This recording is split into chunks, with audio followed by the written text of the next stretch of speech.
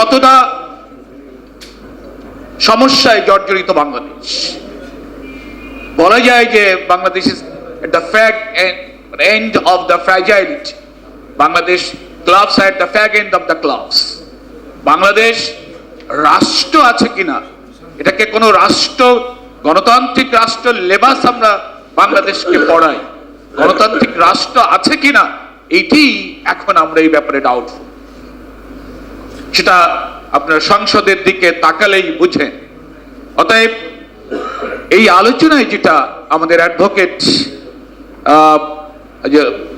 জয়নাল আবদিন সাহেব বলেছেন, যেটা আলোচনায় এসেছে যে মূল সমস্যাটা কোথায়, মূল সমস্যাটা, মূল চ্যালেঞ্জটি হলো গণতন্ত্রের সংকট।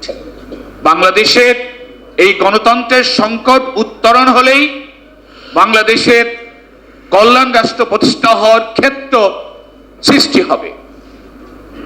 জিয়াউর রহমান বহুমুখী মাল্টিপার্টি ডেমোক্রেসিকে স্টাবলিশ করার মাধ্যমে বাংলাদেশে গণতন্ত্র প্রতিষ্ঠার একটি ক্ষেত্র তৈরি হয়েছিল, এবং এই ধরনের ক্ষেত্র তৈরি হলে পার্টিসিপেটরি যে ডেমোক্রেসি, আজকের যে নির্বাচন ব্যবস্থা যে অবস্থায় পৌঁছিয়েছে, যদি মাল্টিপার্টি ডেমোক্রেসি যদি প্রতিষ্ঠা লাভ করত তাহলে এই অবস্থার সৃষ্টি হতো না। এই জন্যই গণতন্ত্র উদ্ধারের জন্য আমাদেরকে সংগ্রাম করতে হবে। 7 তারিখের যে নির্বাচন, এই 7 তারিখের নির্বাচনের আগে আমি মানব জমিনে একটি আর্টিকেল লিখেছিলাম আমাদের কি ধরনের সংসদ হতে যাচ্ছে এই 7 তারিখের নির্বাচনে। আপনারা যদি সেই আর্টিকেলটি পড়েন তাহলে আমি বলতে চাই, this was the last nail to the democracy in Bangladesh. বাংলাদেশের গণতন্ত্রের সব দেহে শেষ পেরাক হিসেবে এই নির্বাচন হয়েছে। কারণ আপনারা অনেকেই উল্লেখ করেছেন 2014 নির্বাচনের ক্যারেক্টারাইজেশন করেছেন, 2018 নির্বাচনের ক্যারেক্টারাইজেশন করেছেন, এখন 2024 নির্বাচনের ক্যারেক্টারাইজেশন করেছেন। আমি এখন কল্পনা করতে পারি না, if this government continues, what will happen in the next days?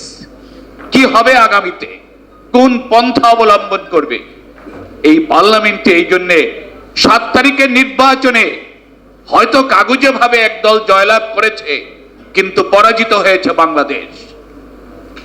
এই জন্যে এই সংকট বর্তমান, এই সংকট কোনো দলের না, এই সমস্যা কোনো দলের না, এই সমস্যায় ইসলামী শাসনতন্ত্র বা ইসলামী আন্দোলন বাংলাদেশের না, কোনো স্পেসিফিক কোনো পার্টির না।